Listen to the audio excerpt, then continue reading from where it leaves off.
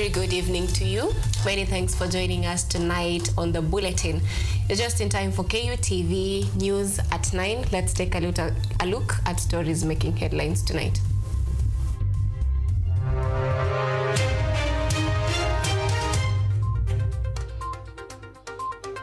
Kisii leaders clash on opinions concerning the Finance Bill 2024.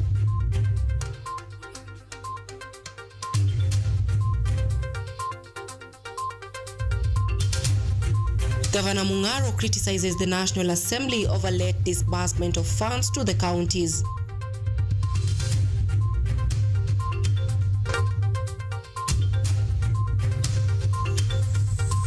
Deputy President Rigathi Gachagua urges international partners to strengthen their support in battling climate change.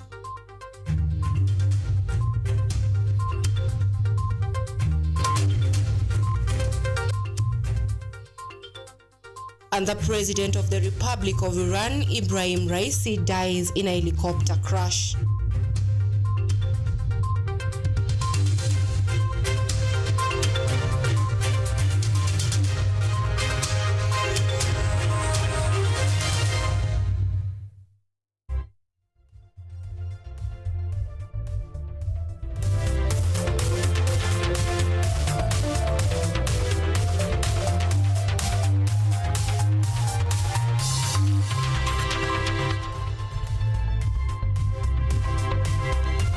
We are live on YouTube at KUTVNEWS Kenya, and you can send us your feedback on X at KUTV_Kenya at Anyango Sylvia KE.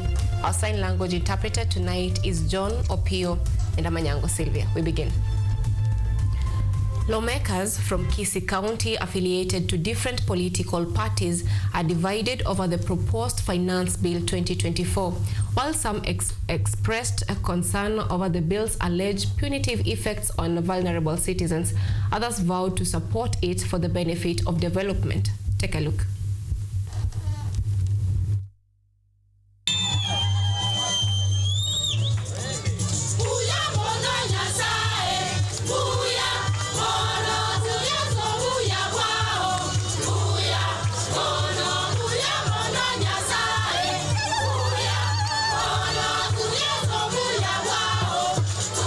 Kisii parliamentarians have pledged to push for the passage of a budget bill that is people-friendly as soon as they resume session. Speaking at the Bobaracho Catholic Church in Kisii Central during a fundraiser, the leaders promised to advocate for public engagement in the bill before the Finance Bill 2024 is endorsed. Chief Whip Sylvia Sosoro criticized Mount Kenya leaders who met for the Limuru 3 conference for their utterances on the Finance Bill 2024.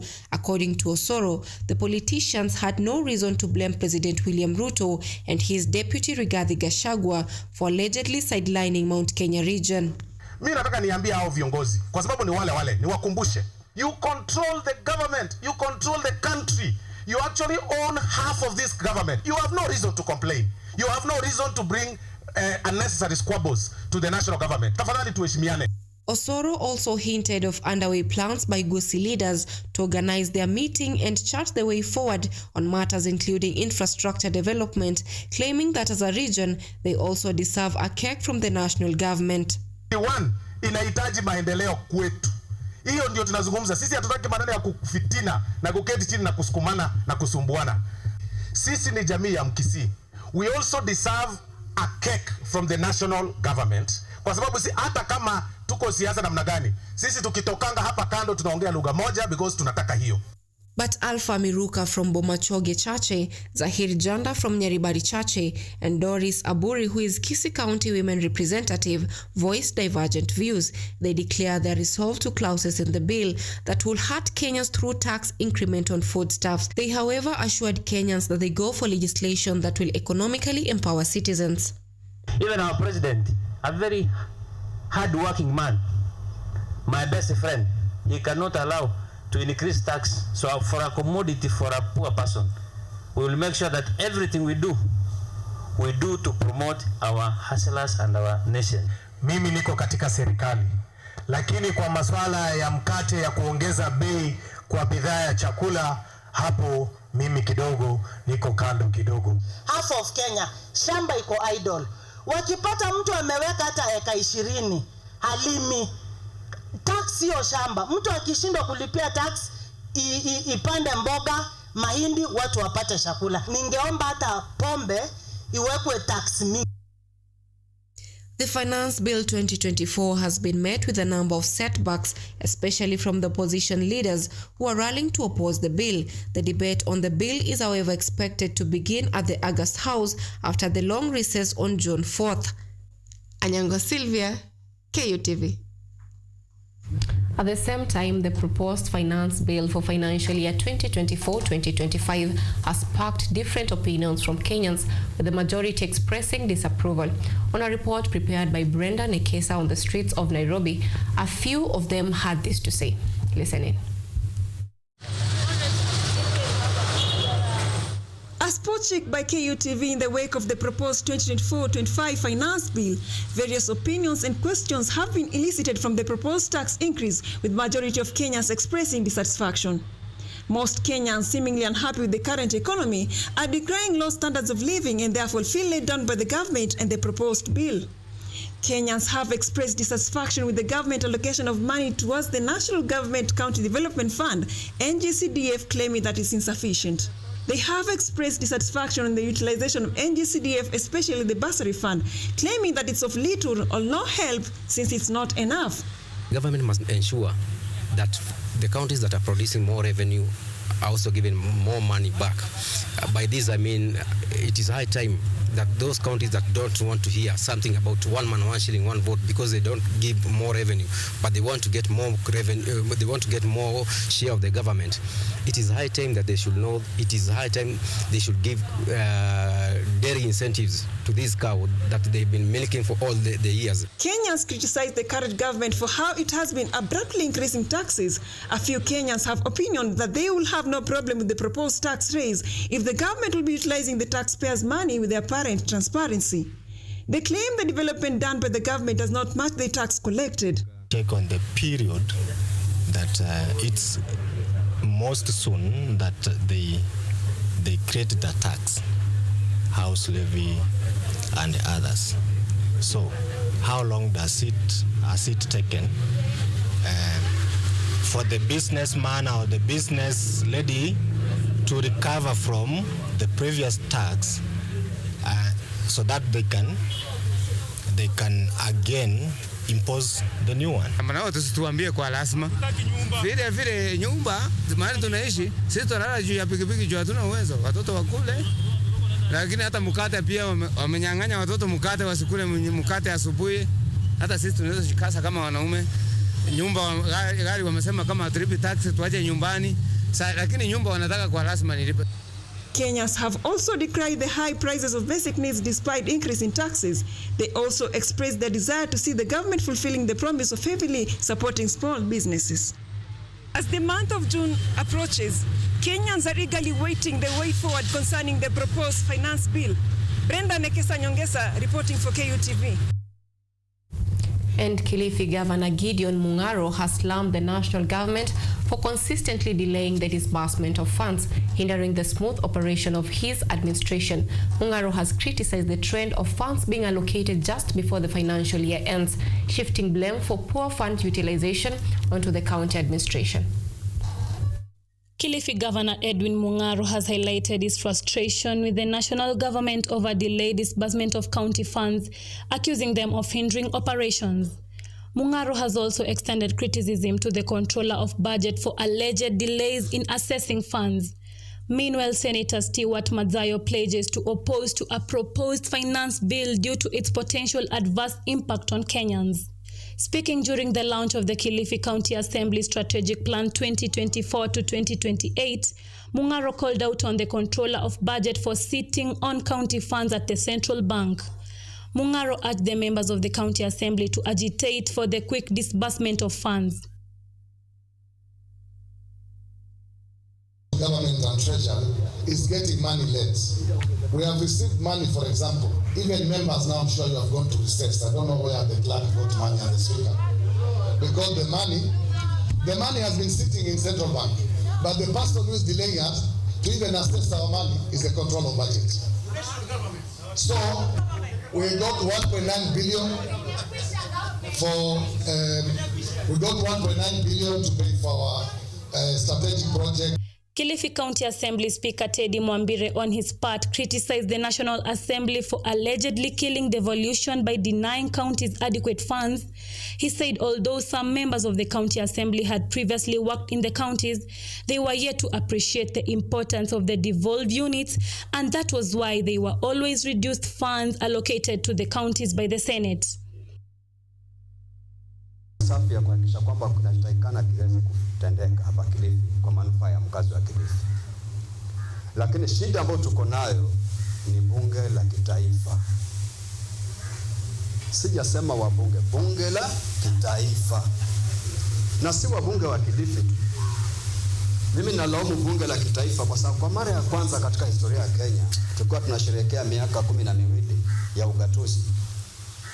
Bunge la Senate juzi walituonyesha miujiza kwamba wale ambao wako katika upande wa serikali. Meanwhile, Kilifi Senator Stewart Madzayo vote to reject the proposed Finance Bill 2024 when it is taken to the Senate because the bill was proposing punitive taxes that will hurt Kenyans. The finance that is coming to the Senate with regards to this budget, I want to make it very clear the position of the people of Kilifi, that we do not agree at all in the increase of finances in that bill. And therefore, ikifika ndani ya Senate, mimi nitapiga no.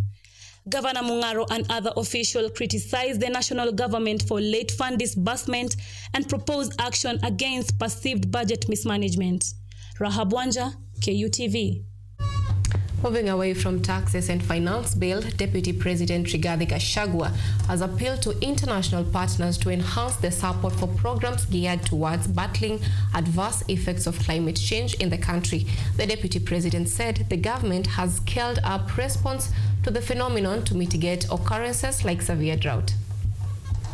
Deputy President Rigathi Gachagua has called on the international organizations to partner with Kenya in dealing with effects of climate change, highlighting that the government has put in place measures to ensure preparedness in dealing with such occurrences. Aircraft has been around since 1978, and we are honored as a country to host the headquarters here and to really appreciate the very good work that you are doing. Speaking on Monday when he was at the Common Board of Trustees of Center for International Forestry Research and the International Center for Research in Agroforestry at his office residence in Karen, Nairobi, the DP said the ongoing program targeting 15 billion trees by 2032 would greatly benefit from the partners' support. We encouraged by Craft Kenya the issue of fruit trees, because much as we are asking Kenyans to grow trees, we need to encourage them by taking them to a direction that also has a benefit. The issues of avocado, macadamia, coffee, mangoes are issues that we need a lot of support. DP said Kenya had suffered the brunt of adverse weather linked to climate changes, including 5 failed rainy seasons that led to severe drought that hit the country before receiving enhanced rainfall that led to destructive floods, calling on them to boost the restorations of rivers in Nairobi, saying their input was critical in ensuring the success of the program. In the restoration of Nairobi rivers, we have a program for the restoration of Nairobi River that is under very serious pollution. And we have a very serious program, and I think both C4 ICRAF and ICRAF Kenya can play a role to assist us in terms of technical advice, in terms of resource mobilization, in terms of seeing what we can be able to do together. This comes amidst plans to ensure that floods victims are compensated, something that Kenyans are still having uncertainty on due to the late or no help from the government. Edward Nyamo, KUTV. On that note, we take our very fast break on the bulletin tonight. Don't go far, we'll be back with more stories.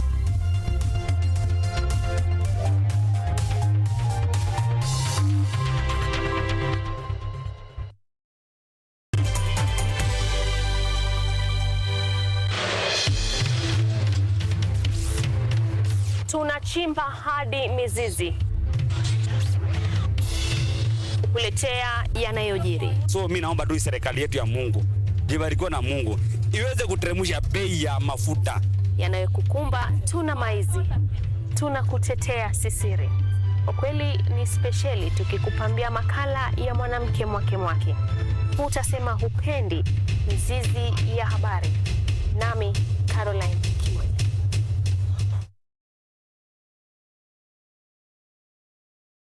Are you an aspiring media practitioner, a graduate, or you just want to advance your skills in television production? Then welcome to Kenyatta University, where education meets innovation.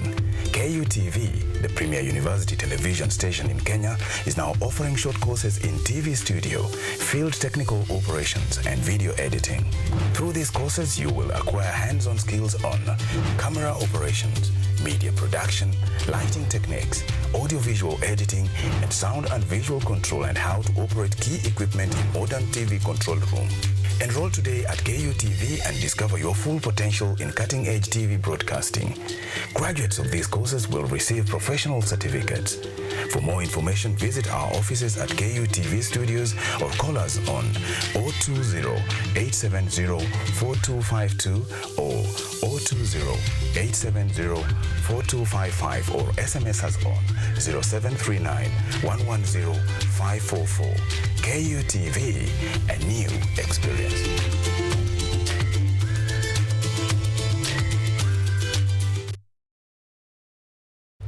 From the hospital corridors, we bring you experts to discuss issues affecting your health, from diet to mental health. The familiar and the ignored are both put into perspective. We then dive into the environment and look at the effects of climate change and its solutions. Join me, Mutegi K. Martin, every Friday at 9 p.m. as we learn on how to better our health while taking care of our environment. Only on KUTV.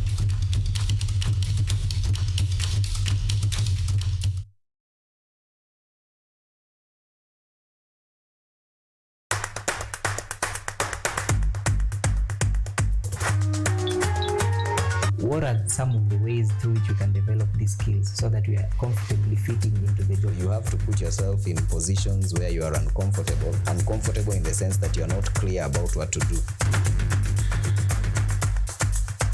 Because I used to work a corporate job before. So when I left, I happened to visit someone's farm around this area. So this project is called the Security Breach Detector and Readiness Familiarize. It is meant to be used to detect, detonate explosives. We tackle all the tough issues, discuss all the weird moments, and hopefully share a few laughs along the way.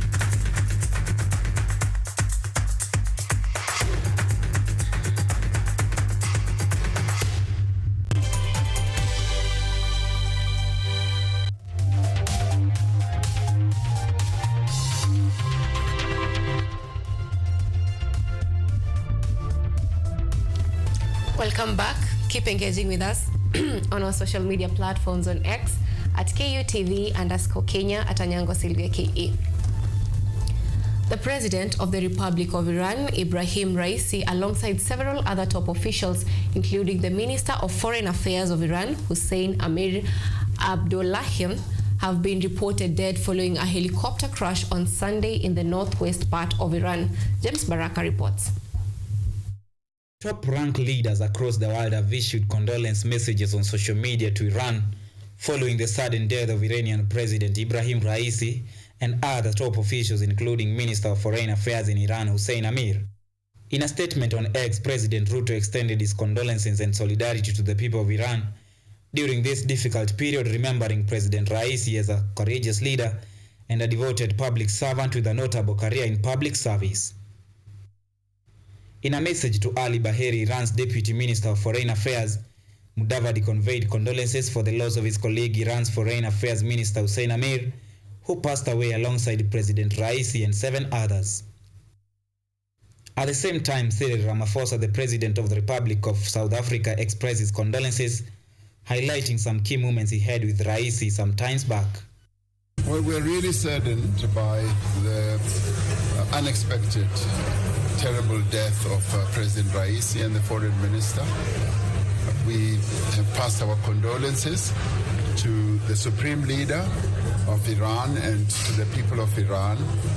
This is really a blow to them because he was a highly respected leader in Iran, and we got to meet him when I was deputy president on my visit to Iran, and we had really good discussions, and that laid a very good basis and foundation for the good relations between South Africa and Iran. Bad weather condition is said to have been witnessed during the inauguration of a joint hydroelectric power project in Azerbaijan by President Raisi, while the actual cause of the plane crash still remain unidentified. Following this sudden death, Iran's first Vice President Mohammad Mokber has constitutionally assumed office as Iran's interim president, with a new president expected to be elected within a maximum period of 50 days. James Baraka, KUTV News. Prior to the August grassroots party leadership election to be held in Kilifi County, UDA party leaders have formally declared the plan of registering more new members in the county as a top priority in the bid to diminish Orange Democratic Movement, that is ODM, popularity in the region. Former Ganda Ward Representative Abdul Rahman Omar, who plans to run for Malindi Member of Parliament seat, has declared that they will ensure UDA membership is maintained on a rising trajectory. At the same time, Minister of Gender Aisha Jumwa is expected to vie for Kilifi governor, and the leaders are calling on residents to support President Ruto in the upcoming 2027 elections. Rahman Omar, former MCA Ganda, ambaye pia kwa matarajio ya Mwenyezi Mungu miaka ijao niko nazo wasoma bunge wa Malindi. Amen. Leo tuko hapa kama viongozi wa Malindi, wodi zote 5. Na hawa walioko hapa wote ni viongozi wa Malindi, na leo tumekuja kujadili masuala ya uchaguzi wa chama unaokuja mwezi wa 8. Na tuko tayari. Tumesema sisi kama viongozi tutafanya uchaguzi wa amani, wa upendo na umoja. Tuhakikisha chama chetu chaendelea mbele bila ubaguzi wala fitina. Na tuwaomba ama tutoa mwito kwa wale wenzetu vyama vingine. Chama tawala ni chama bora. Chama ambazo kwamba dereva wake ni daktari na ana maono. As junior secondary school JSS teachers continue to hold strikes across the country, JSS teachers in Kirinyaga have this morning demonstrated at Kutus town, intending to make their grievances heard by the government. Among their grievances is wanting Teacher Service Commission, that is TSC, to compensate and confirm them on permanent and pensionable terms. Early morning at Kutusi town in Kirinyaga County, junior secondary teachers in the county are seen with posters and banners indicating they're not ready to work until their grievances are met. Confirmation and compensation is all we demand was the song that the teachers sang, wanting Teacher Service Commission to compensate all the 46,000 intern teachers. They also complained of discrimination between them and the primary school teachers, stating that they do the same work. Why are they discriminated? The both junior and senior interns, we want to be confirmed because we are not children of a lesser God, and we are here in internship. We are drained emotionally, spiritually, physically, financially. Can you please listen to the teachers if you want this generation that is currently in grade 8 and grade 7 to succeed? The teachers also added that they are not serviced by the 17,000 that the government has been paying them, claiming that the amount is too low for them since they have lots of responsibilities and they do lots of work. They also claim that some teachers are given subjects in which they are not specialized in, thus finding it difficult to teach learners. It is a very tiresome work where you find that someone is teaching areas which he or she never trained, and we are using our own resources like bundles to consult Mr. Google Chrome and other browsers so that you may get the know-how of the subjects which you never trained. They have also promised to continue with their strikes despite the threats and intimidation, stating that the allegations by the TSC that teachers are in classes are rumors highlighting that they are not in class and they will not be until a time when the TSC will give an ear to their grievances. We want to a stand against all those propagandas propagated by TSC that teachers are in class and they are teaching. Actually, teachers are here and they are demonstrating. They will be here today, tomorrow, Wednesday, Thursday, Friday, and next week. If TSC will not agree to compensate and to confirm all the 46,000 junior and senior interns. More so, they have asked TSC to respect the court ruling and compensate them on time. We ask TSC to follow the court ruling and to confirm and compensate us, because even the president says that he'll be following the court rulings. So let him, even the sagas in his administration, to follow the court rulings and to confirm us and compensate us. The teachers have promised not to leave the streets if their demands are not met. Salma Swaleh, KUTV. In other news across our borders, President Joe Biden and his Republican rival in the 2024 presidential race, Donald Trump, have agreed to hold 2 debates. A set of rules aims to make their interactions as civilized as possible. But will the debates sway undecided voters? US Veronica Balderas Iglesias reports. To debate or not to debate, Democratic President Joe Biden gave a straightforward answer on May 15th. Donald Trump lost 2 debates to me in 2020. And since then, he hadn't shown up for debate. Now he's acting like he wants to debate me again. Well, make my day, pal. 2 dates have now been set, June 27th and September 10th. Republican presidential candidate Donald Trump was defiant about the matter during a campaign event Friday in Minnesota. I just want to debate this guy, but you know, and I'm going to demand a drug test too, by the way. I am. No, I really am. I don't want him coming in like the State of the Union. He was high as a kite.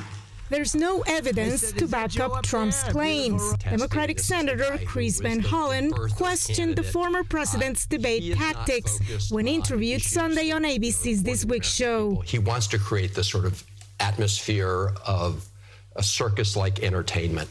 But the choice will be very clear. I mean, you've got Joe Biden. He's the guy who grew up in Scranton, Pennsylvania. He fights for the middle class. He believes in the dignity of work and decency. Donald Trump, agent of chaos. Former Trump campaign advisor Mark Lauder, also interviewed on ABC, applauds having both candidates on stage. This is going to be live recall, and you know, Donald Trump gets up there 2 or 3 times a week and pontificates for 90 minutes. Joe Biden rarely does an actual hard interview. This is going to be a challenge for President Biden. The debates will be held with no live audiences. The news anchors hosting the events on CNN and ABC will be able to shut off the microphones if the candidates try to interrupt each other. The goal of the debates is to help voters make up their minds ahead of the November presidential election, explains Professor of Political Science at Roger Williams University, June Spickman.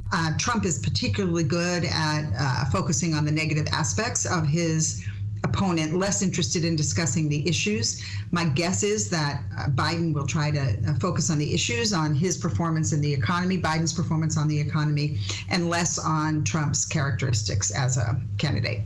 For debates to sway votes, timing is important. Jean Fourier, a senior fellow at the American Enterprise Institute, told VOA via Skype. When you get close to the election and many voters are paying attention, those debates got a lot of viewership and people watching to really see if there are undecideds who wanted to make up their mind at the last minute.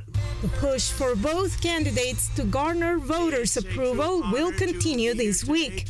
Trump is expected to visit the South Bronx on May 23rd. Biden will be on official travel in New Hampshire on May 21st and will then head to Boston, Massachusetts.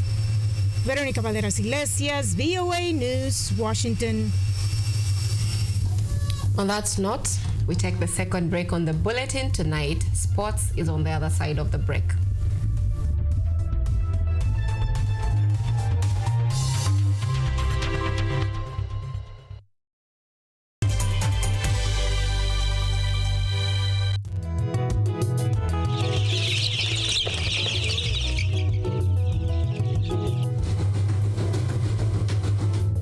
Ni kaunti maarufu kwa kuzalisha maziwa na ukuzaji wa majani chai.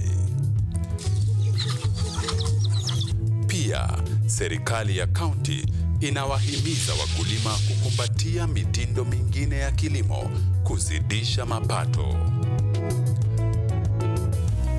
Kama kuna kikundi moja inafanya biashara ya kuuza kuku, hao pia tumewafadhili kuwafunza jinsi ya kuhandle zile kuku kwa sababu wanaleta kwa wingi.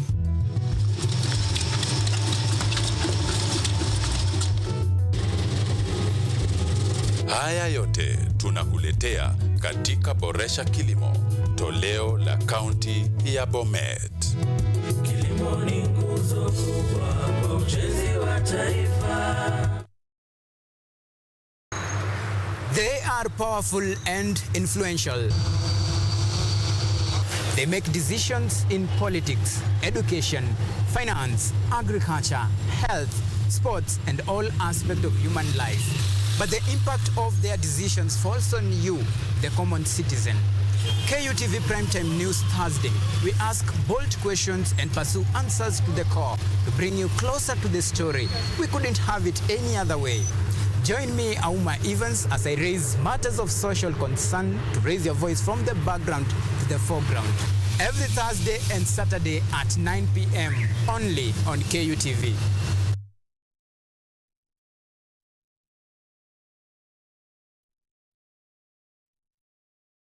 This and that you study. If you're not in class, you're in the field. Najua students mnapenda kulala. What I do when I get broke? If the money is not enough, we find some of us when tunaingia in betting. Kuna challenges mingi. Now we're here 4 years later, about to graduate. What do I say?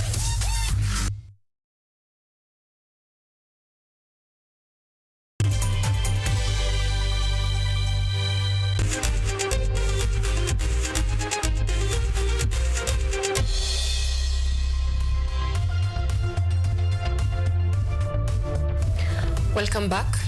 Now, Manchester City cruised their 4th consecutive title after edging out West Ham 3-1 at the Etihad Stadium as Arsenal remained hopeful of a last-day miracle. Arsenal needed a rare West Ham win or draw against Pep Guardiola's formidable side to clinch the title. Phil Foden's press and Rodri's strike ensured City made no mistake as Guardiola's inked the citizens in the books of history. The final day of the English Premier League showdown saw emotions run high as millions of fans worldwide remained enthusiastic on the outcomes of the day's matches. Chelsea secured a 2-1 win against Bournemouth. Brentford lost to Newcastle 4-2. Brighton was thrashed by Manchester United 2-0. Burnley lost to Nottingham Forest 2-1. Crystal Palace overwhelmed Aston Villa by beating them 5-0. Liverpool won against Wolves. Luton Town was axed by Fulham United 4-2. Sheffield United lost to Tottenham Hotspur. The results means that Manchester City, Arsenal, Liverpool and Aston Villa will be playing in the European Champions League next season, while Tottenham and Chelsea play in the Europa League. Manchester United have to simply win the FA Cup against Manchester City if they are to qualify for European football after a lowly 8th place finish was confirmed on the final day of the Premier League. On to individual performances, Manchester City striker Erling Haaland claimed his second successful Golden Boot award after scoring a total of 27 Premier League goals, 5 clear of his nearest rival Cole Palmer, who scored 22 goals. Alexander Isak from Newcastle United scored 21 goals, Phil Foden, Dominic Solanke and Oli Watkins scoring 19 each. Haaland has now become the first player to win the award in back-to-back seasons since Mohamed Salah did so for Liverpool in 2017-2018 and 2018-2019 season. Edwin Nyamo, KUTV.